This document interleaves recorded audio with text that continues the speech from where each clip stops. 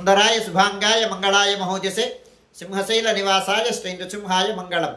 శ్రీ శ్రీ శ్రీ వరాహలక్ష్మీ నృసింహస్వామి వారి సన్నిధానంలో భాద్రపద శుద్ధ ఏకాదశి శనివారం ఉత్తరాషాఢ నక్షత్రం సెప్టెంబర్ 14వ తారీఖు యథావిధిగా 4 గంటల నుంచి 4:30 గంటల వరకు సుప్రభాతం, 4:30 గంటల నుంచి 6:30 గంటల వరకు ప్రాతరారాధనం.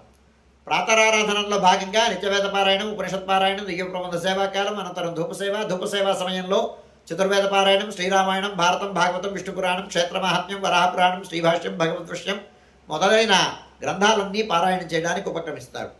అనంతరం బాలభోగ నివేదనం అయిన తర్వాత విశేషమైనటువంటి నిత్యహోమం, బలిహరణం అయిన తర్వాత మంగళాశాసనం, చాతుమరగోష్ఠి, తీర్థ వినియోగం అయిన తర్వాత చుట్టు సన్నిధుల్లో మంగళాశాసనం పూర్తి చేసుకున్న తర్వాత ఈనాడు తిరుపవిత్రోత్సవం సందర్భంగా ఉత్సవమూర్తులు గోవిందరాజస్వామి ఉభయ దేవేరులతో కళ్యాణ మంటపంలోకి వేయించేస్తారు.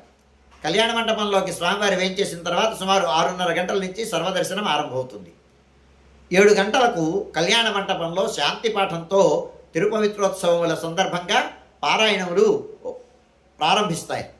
శాంతి పాఠం అయిన తర్వాత చక్రపెరుమాళ్ళు యాగశాల ప్రవేశం అయిన తర్వాత యాగశాలలో యాగశాలార్చనం, కుంభావాహనం, పవిత్రాధివాసం అయిన తర్వాత విశేష హోమములు, బలిహరణం అయిన తర్వాత పారాయణలన్నీ పూర్తి చేసుకున్న తర్వాత సుమారు 11:30 గంటల ప్రాంతంలో రాజభోగ నివేదనం, మహానివేదనమై చుట్టు సన్నిధిలో నివేదనం పూర్తయిన తర్వాత కళ్యాణ మంటపంలో చాతుమర గోష్ఠి, తీర్థ వినియోగం, శాంతి పాఠం అవధారాయులు చెప్పడం జరుగుతుంది.